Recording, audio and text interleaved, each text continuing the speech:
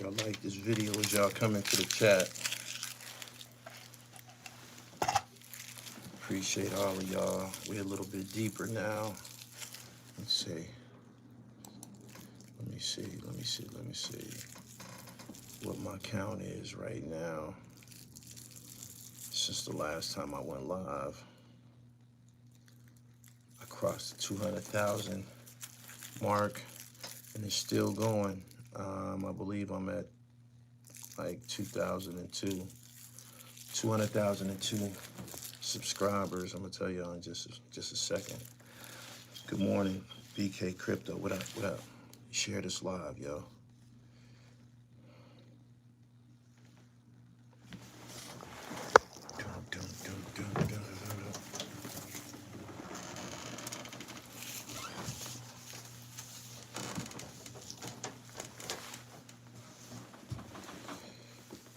Peace. Good morning. Yizzo on a Sunday morning. Thank you. Trying to get to 250,000 now. He said he did. We're gonna talk about that in 1 second. I'm wait for more people to come here. There's I'm gonna point out that there's two types of being deceased today. You can experience a physical death. That's when you go to the morgue and they take all of your organs out your body. They pump all of the blood out of you. And then they put you in a cold drawer until it's time to put you in the ground. Then we have the what's called the online death. And you see some people who are fortunate enough to experience an online death. Online death is when you're dead on YouTube. And if you're lucky, if you're fortunate, you can come back from that at some point. Might not be 5 days from now, might not be 5 years from now, could be longer than that. Some people got life. Some people got 45 years like ARF. That's damn near life. Are y'all familiar with who S DaBender is? He said, oh, like Bimmy. Bimmy's not online dead. He's alive and well. Online death is when they stop talking about you.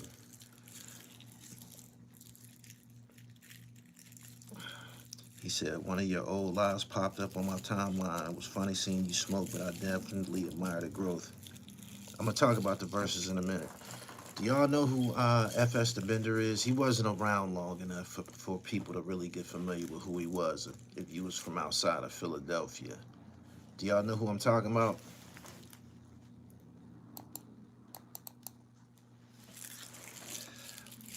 Are y'all familiar with this young man? He's experienced what's called an online death.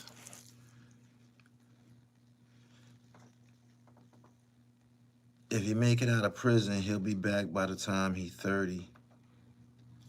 He got so many gun cases, man. I don't know about that. He probably gonna get 15 or 20. He got so many gun cases, it just don't make sense. You hear some people say, I'd rather get caught with it than without it. That's a decision that you gotta make on your own.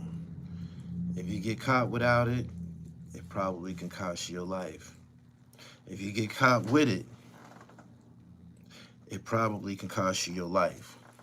So you probably want to change the way you live in so you don't have to run around with a hammer all the time. Not only that, if you frequent places that you feel that you have to have a weapon on you, you probably shouldn't go there. I saw an interview with FS the other day. I thought you were going to say he got smoked. It happened that fast, right? And you were expecting me to say that he's dead. Nah. The title of this video is S DaBender, here today, gone tomorrow. Prison will probably save his life. He's been arrested. Shout out to American Confidential. I watched a documentary piece this morning about FS, and he's in federal custody. Just like that. Jamar, take 2 capsules a day every day. I appreciate you. Yeah, I know FS. He a hater that doesn't realize Meek won't look out for him because FS mentions Meek's family members. He's made Meek look like Nostradamus. He had Crash Out written all over him, man. He was, for y'all who don't know who S DaBender is, he was a young man who has gone viral, like recently, for talking about Meek Mill in every interview. Whenever he was on somebody's couch, he the one that was screaming, Meek's a sucker, he's not like us. I'm a gangster, I'm a gangster, I'm a gangster. He said that on every couch. Every couch that he did an interview on, he was trying to get that point across that he's a gangster. I'm a gangster, I'm a gangster, I'm a gangster. He just kept saying it. Meek's a sucker, he's not like us, I don't fuck with him. We get it, shorty. But the thing with Meek and FS, Meek probably could look at FS and see the type of path that he was on and said, that's nobody that I would want to be around, or I wouldn't want him to be in my company. That's it, simply. He said, was he a part of the recent raid in Kensington? Nah, they served him a federal gun case while he was locked up at CFCF.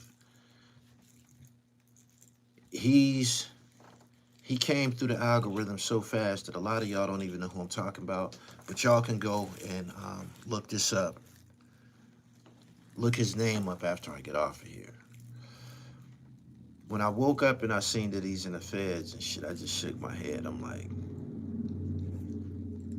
you can't tell these young niggas nothing. You can't tell these young niggas nothing. I believe that a lot of these, this young generation, they go out the way he did, they are offspring of people like King Von, Little Durk, AR-Ab. I'm pretty sure that he was a fan of these guys. S DaBender was a guy who was running around with Skrilla. He's a rapper from Philadelphia and shit. You can't tell these little niggas nothing, man. You can't. You can't, man. They get their ass spanked so fast, man. If you're fortunate, you don't get killed. You go to the prison system and, you know, you probably learn to mature and get your dribble right there. But you just can't tell these little niggas nothing. You can't. He had potential for that lane of music. Man, I listened to some of his music. It wasn't nothing exceptional about it. He probably did have some type of, I don't know, youthful charisma that probably could have took him someplace. If you listen to the shit that he was saying in interviews, he wasn't gonna have no happy ending. He was gonna get one or two things. He lucky that he's, you know, he incarcerated, because he probably would have took the same path that, you know, people like YBC Duel and others took, who got murdered in the streets and who never got a chance to, you know, fulfill their potential, so to speak. They make it look good, the youngins.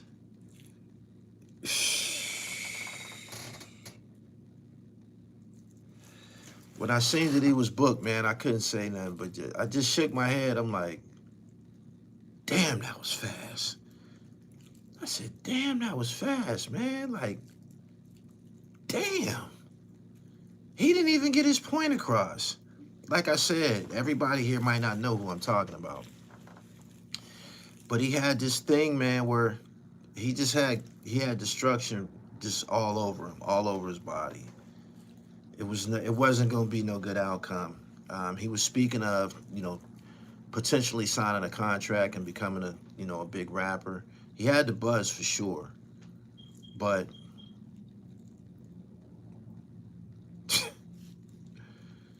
I'm tripping off the fact that you can't tell these little dudes nothing, man. I got sons just like him. You can't tell these niggas shit. You can't. You can't. It's a shame that it's left up to the Department of Corrections to discipline these niggas.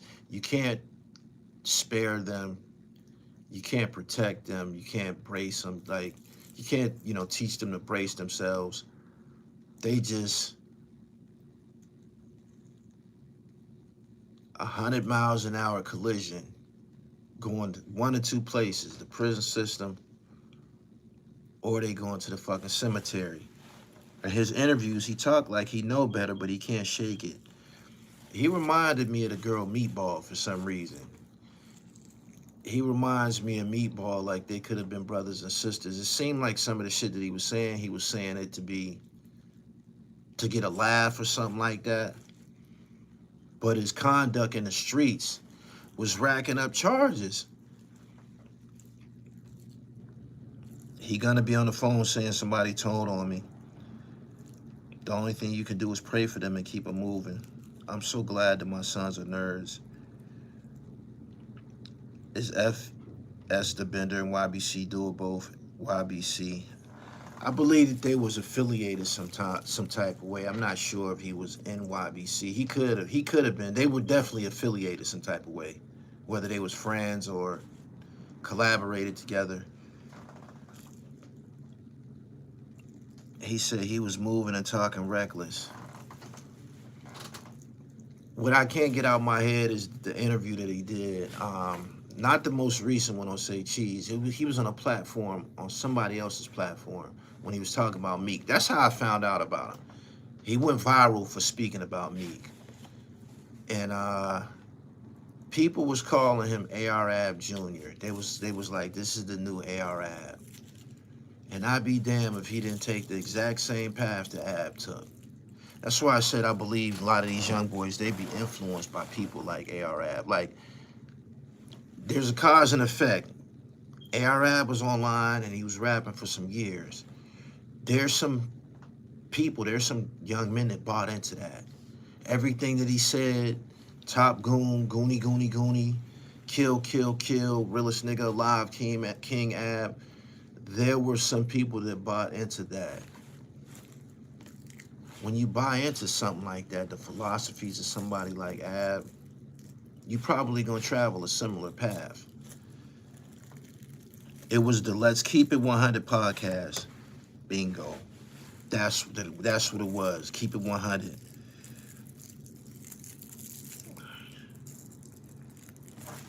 He said he should have stuck with Cassidy. You remind me of my younger brother Jamal. God bless. Thank you. Y'all in here calling him Junior AR-AB too. Once you hit 40, you realize that our people have seen this happen too many times to keep repeating this foolery. It's a disease. Don't waste any prayers on these fools. You may block your own blessings. Older people call, they have a name for people like S DaBender. They call you deathstruck. They say that you deathstruck, and you should stay out of the way of people who are deathstruck. If they don't get themselves killed, they will get somebody else killed. If you just listen to the shit that was coming out of his mouth, every time I heard him speak, I just would shake my head. I would just shake my head. This is somebody who never had anything positive to say. Everything was kill, shoot, spin the block, real nigga this, real nigga that, ratted.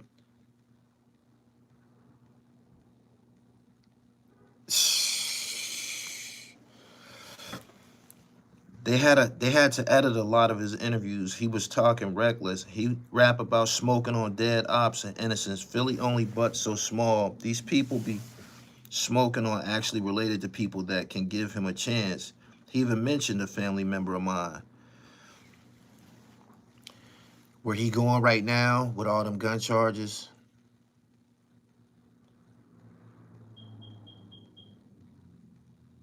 He probably will be in a position where his life is preserved. If he learn how to, get to where he going and keep his fucking mouth shut, because he going to the penitentiary. He's a convicted felon. He had like 5-6 gun cases back to back. This little nigga was a crime wave. What I'm saying right now is kind of common in Philly, but this nigga was a high-profile crime wave. This nigga would catch a case on Monday, get booked, get out on Tuesday. By like Friday, this nigga will have another felony case, be it a robbery. A robbery is his name associated with robbing a rapper from, I think he was from Camden, New Jersey.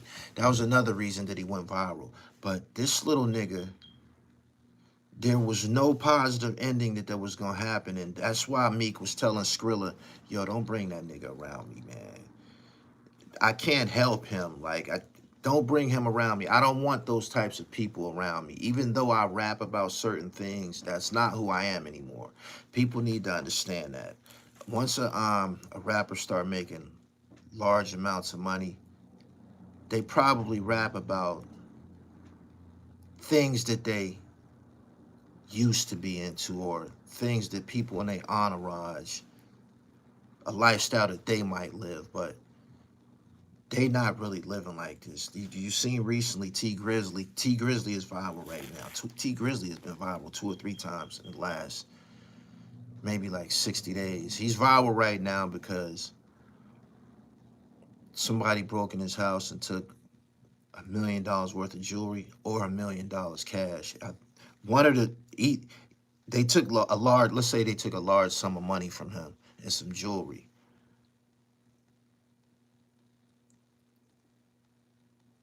And according to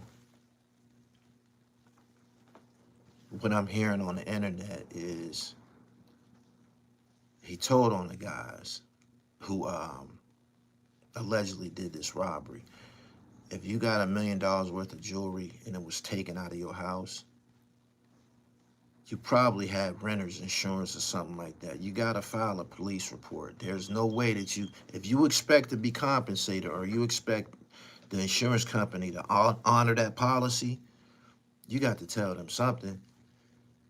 And people were saying, well, he ratted. It depends on how you look at it. The fact that he put some money on the nigga's head and then told on him, I thought that was extreme, but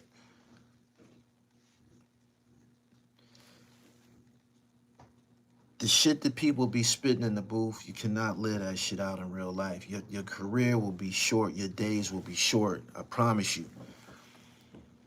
Somebody said that's not snitching.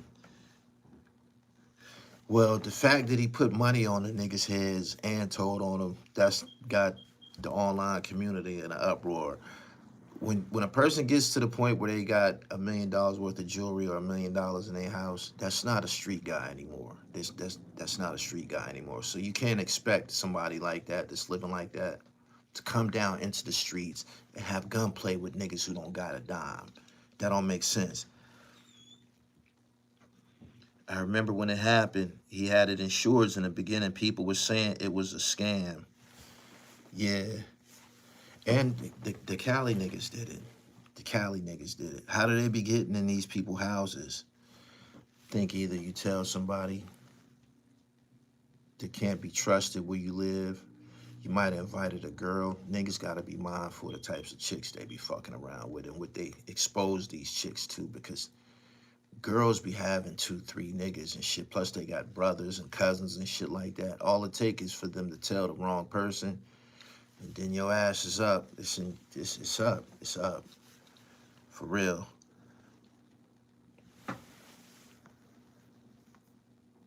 Good morning, everybody. I need y'all. Okay, L.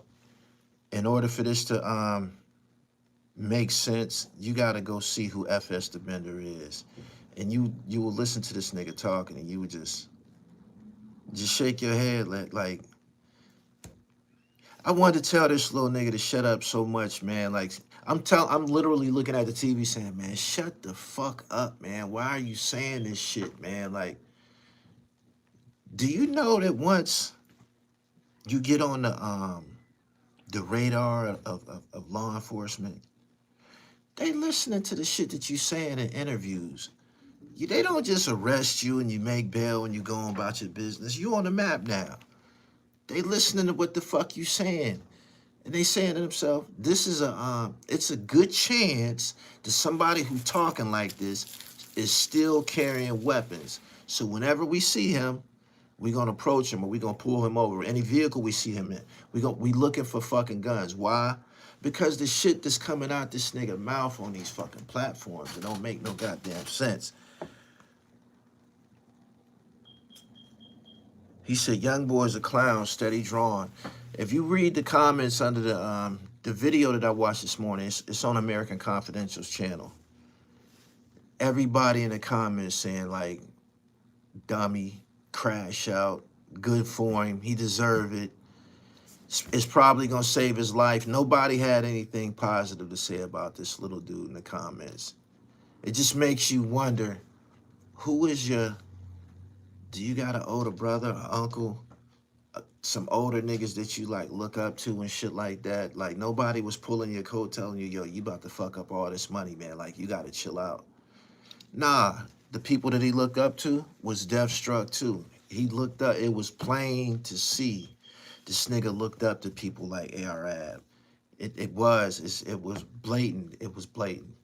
He almost like, almost a carbon copy. Chubby nigga, talk a lot of crazy shit. Just kept going until they put his ass in cuffs. This is the climate of young people. He got a good heart, Gully, but what he in is only two ways out. Either side, no stopping. I'm not, he looked like a baby. He has a baby face. He just looks like somebody's baby brother or some shit like that. What I'm saying is, these niggas need to learn to shut the fuck up, man. Like, one of the worst things that happened in the community is young niggas stop looking up to older niggas. Everybody didn't fumble. I know a lot of older niggas start getting high and shit like that. But you can even learn a lot from a junkie. I said that before. Once you started hearing raps where young niggas say, we don't respect the OGs, or they never did nothing for us, and all of this crazy shit, the divide that they speak of, that was a bad thing. Because you don't have nobody to say, yo, stop. No, don't. I've been your age before. You ain't never been mine. And when that safety valve is removed, these niggas just go ahead and crash into a brick wall, full speed. I know that the federal detention center he in right now, I know he puzzled as a motherfucker. I know he like, all of that wild shit went straight out the window. He ain't got no appetite. He can't even believe that he looking around like, I can't believe this. I can't believe this. Believe it. This is what you was campaigning for.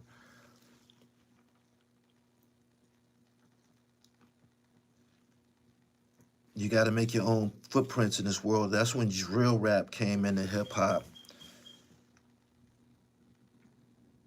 If you continually listen to a fool, you'll do foolish things.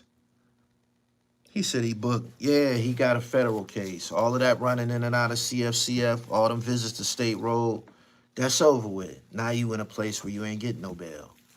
Now you in a place where you're not coming home. Now you in a place where when they done prosecuting you, you're not going to be in a place where it's a bunch of your homeboys. They're going to send you to do your time in Texas. They're going to send you to do your time in Minnesota. They're going to send you to do your time in Georgia. They're going to send you to do your time in Michigan, Iowa, parts unknown. This is what the fuck this little nigga was campaigning for.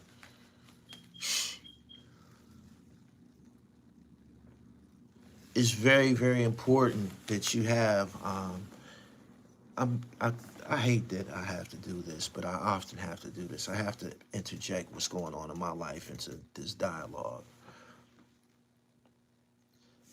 I had my youngest son with me yesterday. It's the first time this nigga that, like,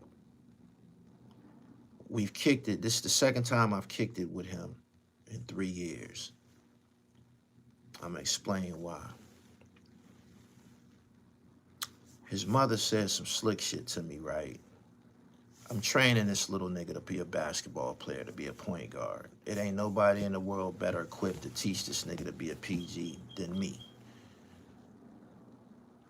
He tells his, I've been taught him a few things. The nigga know how to put the ball in the bucket. He told his mother, I want another coach, and I don't want my dad to coach me anymore.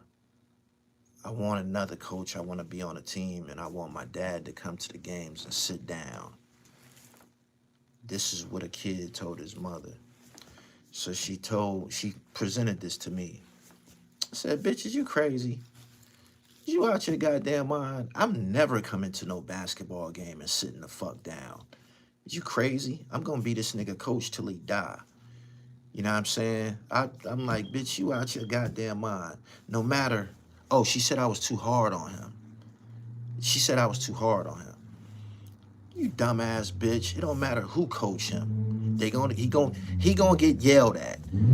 So he can get yelled at by his father or somebody else's fucking father. Make a long story short, after 3 years of me dominating, being in movies, pulling out big cars, escalating publicly, this bitch gotta tuck her tail and, you know, come and compromise with the dribble.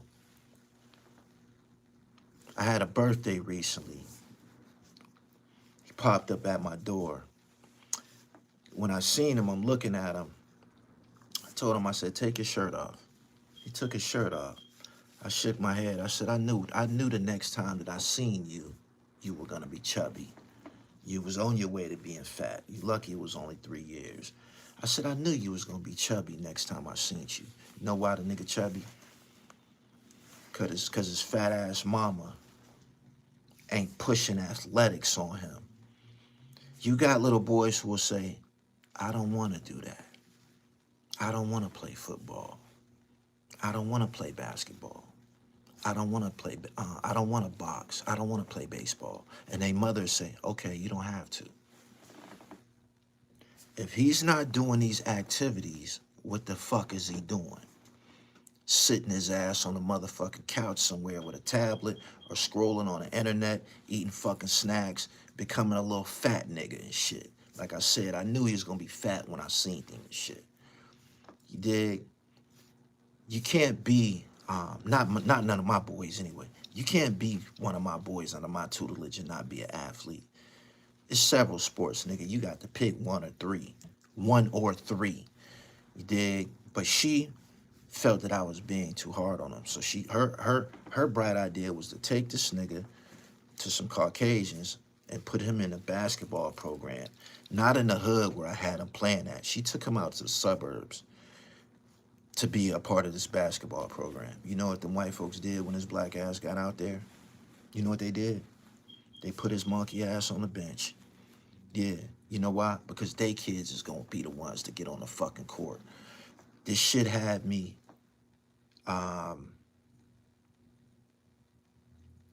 I was so mad about this shit, man. Like, I told this, she knew I was mad, too. She said, if you come to my house, I'm calling the police. You ain't got to say that no more. I stopped talking to the bitch completely. Stopped talking to them both. He was with me yesterday, and he in my passenger seat.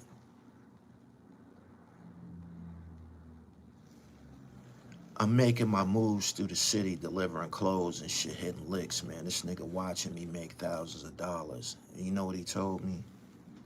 He said, he said, Dad, what you doing? I want to do that too. You making a lot of money. And the point I'm trying to make is, you gotta have that example. You gotta have that role model in these niggas' faces. If not, they will become attracted to something that's probably destructive. Boss Vegas, I appreciate your super chat. Keep campaigning, you'll get elected.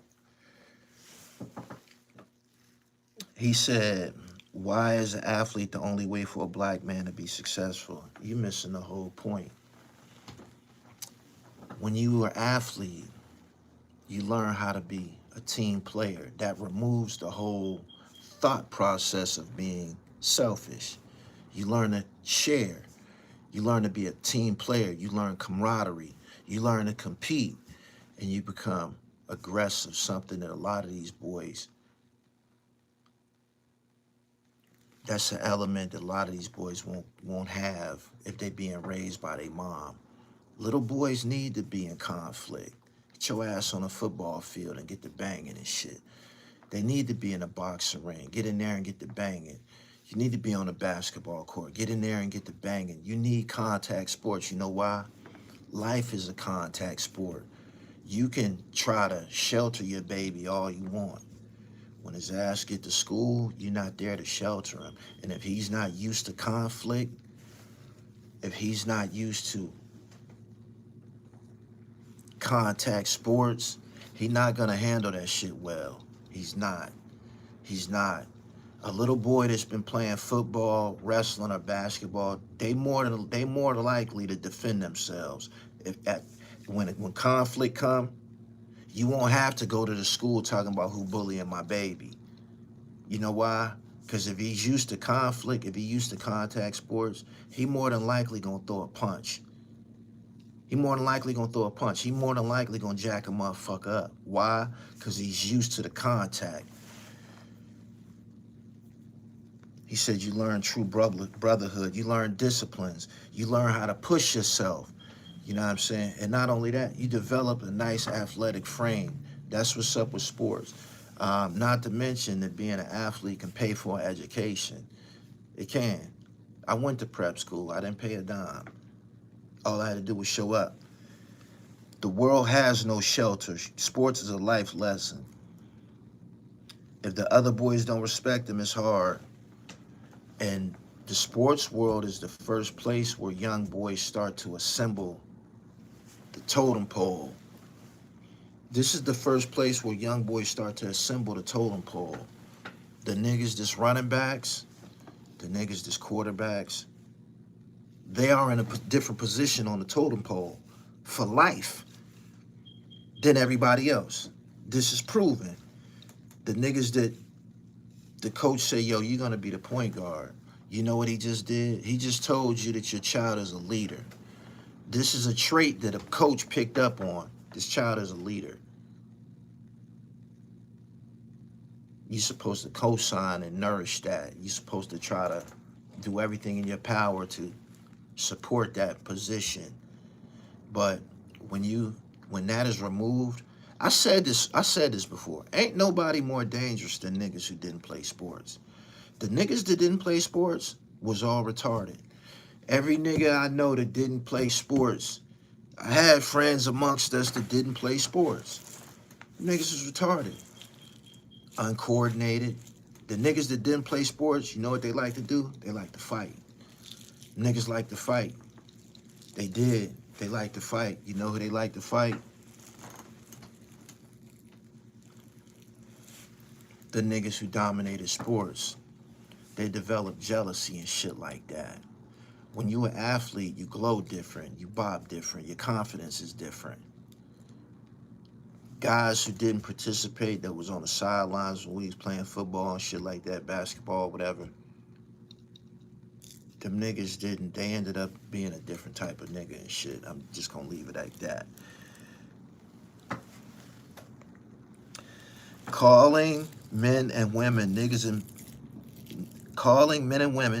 women bitches is your rookie mistake. Suck a dick, chump. I'm more successful than everybody in my fucking family on both sides. I ain't even 50 years old yet. So whatever I'm doing, I'm gonna keep doing. It's working. But you can eat a dick. Being an athletic child also gives muscle memory when you're older, makes you healthier in your older years. Thank you. You sound like a bigot with a lot of N-word. Why did you delete that? I don't give a fuck about this nigga calling me a goddamn bigot. If he said I'm a bigot, you know what he is, right? He ain't one of us. You can get the fuck up out of here. I don't give a fuck how it sound. I'm pro-black than a motherfucker. You don't like it, you on the wrong motherfucking channel. You on the wrong goddamn channel. Eat a dick. Get the fuck out of here. You didn't have to zap him.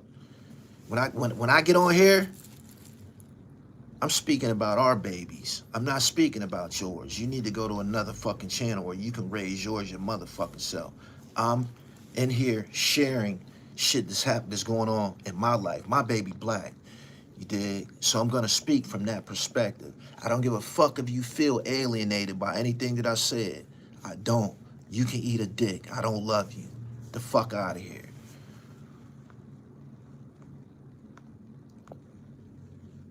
I just checked in what happened. They killed that boy. Everybody in here that come in here late is expecting him to be dead. Nah, he not dead. He's not dead. He's probably blessed right now that he's incarcerated. I said the same thing about Leaf Ward when Leaf Ward got arrested. I said they probably saving his life. He come back in 4 years, all of his ops, niggas he was at it with, they gonna be dead or in jail. He can go ahead and start his life again with the talent that he was blessed with.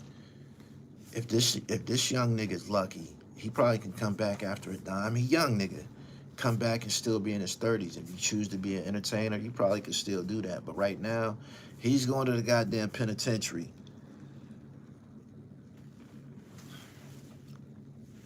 You think the mother will always tap out quicker than the pops? Bitches need to shut the fuck up and let men raise boys and shit. You know what I'm saying? A woman could never raise a boy correctly.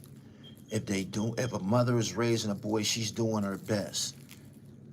But she could never raise a boy into a man. It ain't no way. She don't got a dick. We wired differently. They wired emotionally. That's what's gonna be bred into your goddamn child. He gonna be a little emotional nigga. You know what that sound like? Blade waiting to happen.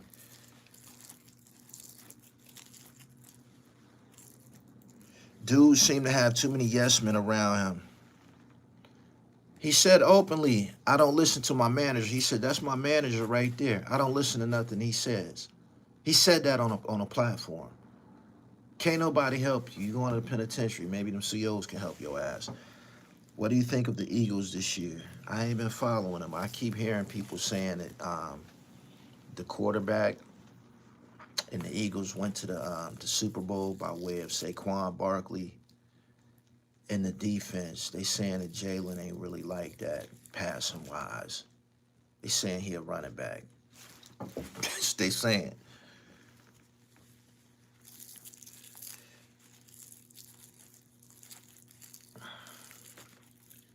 He said that in every interview that he don't listen.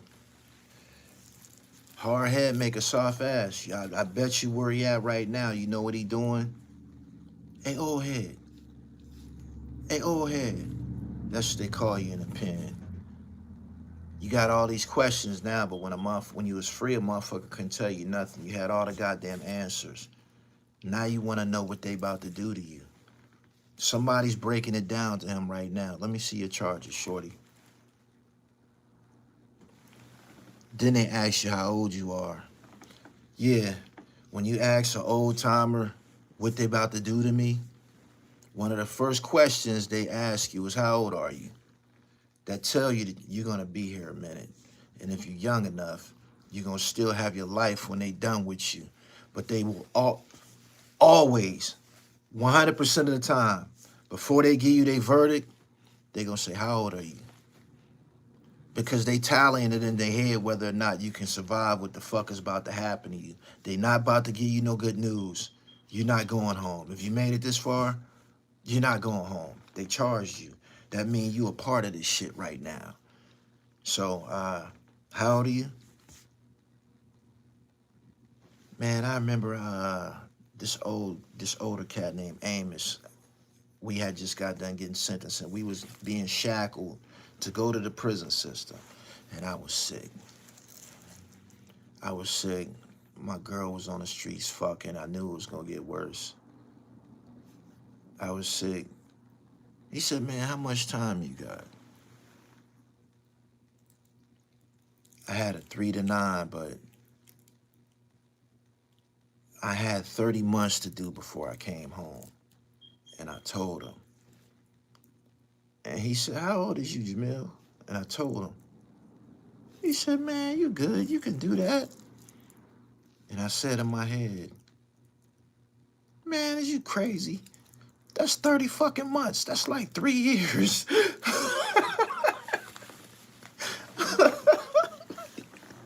I'm like, that's like 3 fucking years. It sounded like a long ass time to a young nigga. How old are you, man? Man, you could do that. They try to make it simple and shit. But even that's too long to be incarcerated. Even that's too long to be incarcerated. That's a long fucking time. 3 years is a long time. It don't sound like long because the sentences that's being dished out in society today. That's a long goddamn time. They talking about, you fucked that up. He set up Marworld for a feature and took his fake chain.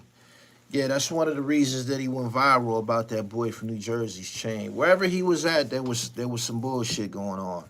You gotta protect society from guys like that. You do.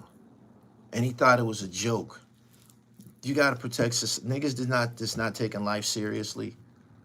Don't care about their own life. They pose a detriment to everybody else's life. I see your boy Prince Miller dropped the podcast. You called it. Everybody's a podcaster these days. I'm off S DaBender. Let's talk about this No Limit battle. No Limit versus Cash Money versus battle. No Limit shocked the world. Specifically me, I put out a video picking Cash Money to run away with that. Mia X, I can't say enough about Mia X. Like when they was out, when No Limit was out, it wasn't she a female rapper. So, she was okay. She was like, I don't know, somebody that's a part of the crew. Last night, she put on a dazzling performance. She deserved her props on the highest level. She amongst the greats. When people assemble these lists of female rappers and they get to talking about Cardi B and Nicki Minaj and all of these different, they don't mention people like Mia X. She get busy, man. Her delivery. I see why she was demanding money from P. I see why she was demanding money for P. She carried like a fucking professional. She performed like a professional. She enunciate every word that come out of her mouth. Flow tight. She rapid fire spit like she got the fuck off, man. She was getting off, man. I had me in my seat like, oh, shit. Yeah. Mia X really carried them and she was prepared. Mia X feminine energy doing the job. And she's not peddling sex. No Limit songs aged bad. I believe, I feel that make him say, that was a novelty song. That never was no good song and shit. But when you see niggas 50, damn near 60 years old up there jumping up and down, you could get away with this back in the 90s. You know what I'm saying? They music, that's all the beats by the pound. You can get away with doing that shit. When you was an old man, like Master P, make you look silly, man. You up there doing aerobics and shit. It didn't age well. It didn't at all. Snoop, they just brought it, man. They just brought it. And it helped that No Limit came looking like an army with an entourage and shit. She shined last night. How many times did you chuckle? I was just sitting there watching this shit. I'm saying to myself, shit, they probably together could put together a hell of a show and tour and shit. I think people would go to a No Limit and Cash Money tour if they could get on the same page. People were saying that they could sense the tension between Master P and Baby. They was never cool. I don't think they were ever cool. No Limit really could have used Mystical and C Murder, but they did well. Y'all think Cash Money won y'all? Cash Money didn't win that. They didn't. It was a better performance. I feel like this, right? You can have two people that's competing in a versus competition, and one might have better songs, but the other competitor puts on a better performance. That's gonna put an impression on you. That's gonna leave an impression on you. Performance means everything in a versus, straight up, because a performance can take a song that's on this level. A great performance can put that same song on this level. People be like, yeah, they did that. That's what happened. Mia X was getting off, man. She was. Like, she definitely stood out. Cash Money lost a minute. Snoop stepped on stage and they played a Millie with no Wheezy. The star power of Snoop, that tilted things. It made you say that, oh, Cash Money definitely should have brought Wayne. But I believe that Wayne made it clear. He said it. There is no Hot Boys without Turk. So if Turk wasn't there, no Wayne. That's what you seen happen. It was the Logs versus Dipset all over again. They had the energy for sure. Cash Money didn't have Wayne and Turk. It would have been a better battle. He said it. Wayne said it ain't no Hot Boys without Turk. Baby didn't want to honor that, I guess. So there you go. I'm having trouble ordering TRIFECTA. I don't know how you having trouble ordering it. I got orders this morning. Yeah, the site is up.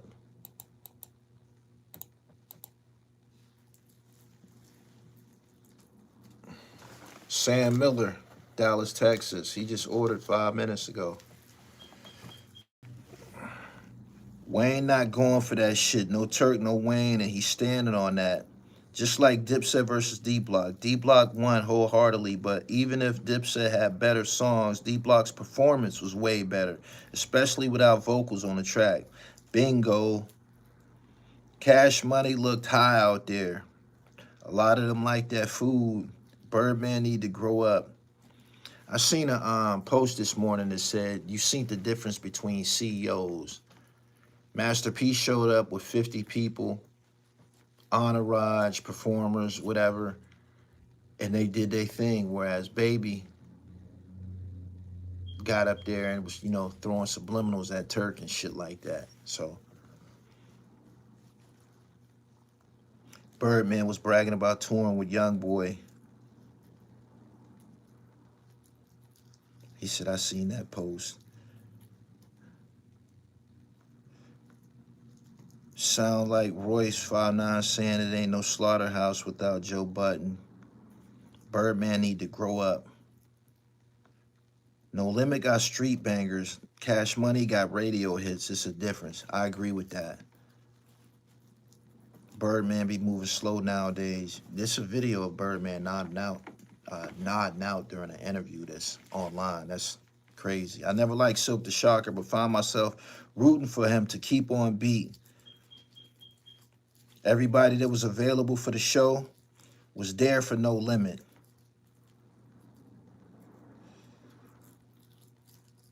Baby is a burnout Suge Knight. I gotta get to the gym, man. I got some things. I got packages that I gotta ship. I appreciate y'all for coming through this morning. I had some shit on my mind about the S DaBender situation. Shorty just crashed out, man. He had an opportunity. Everybody that's doing music don't have an opportunity. What I mean by that is, when you his age, people his age be streaming, they be online. People his age come to shows and shit like that. Once you get over a certain age, as far as, doing shows and shit, your fan base get to saying, I seen him already. I seen him already. I seen him back in the day, or I seen him twice. If Jay-Z was doing a tour right now, I wouldn't have no great motivation to go see him because I done seen him like 4 or 5 times already. Whereas somebody that's S DaBender's age, them young motherfuckers is into that crazy shit. So he fucked up, man. When he come back, he won't have the same buzz. It's probably over. So He said, I love my PA knitting. Thank you. Make sure you go to the website. I don't really check for them. Make sure y'all subscribe to my channel, man. That's 50 minutes I've been here with y'all, man. I normally keep it around 50 minutes to an hour. Thank you for tuning in. Make sure you go to my website, therealdribble.com, and get that trifecta, man. It's my 100% natural herbal supplement. It's a phenom. Everybody's loving it. And as far as, you know, improving your health, trying to improve your performance in the gym, and ultimately trying to improve your performance in the bedroom, you need that trifecta, man. Don't take my word. Go read the comments under the videos where I promote. I'm out. Y'all have a great Sunday. Enjoy the NFL. Peace.